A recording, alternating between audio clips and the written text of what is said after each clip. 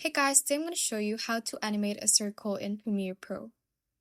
First, let's select our ellipse tool. If you don't see it, you can hold on it and select the ellipse tool if you are currently using the other shape tool right here. After that, let's draw a circle over our object so that it fills it. And under the essential graphics, we can uncheck the fill and check the stroke. You can then increase or decrease stroke width as you like, and you can also change the stroke color. You can then adjust its size as you prefer. After that, let's go to Effects and search for Clock Wipe.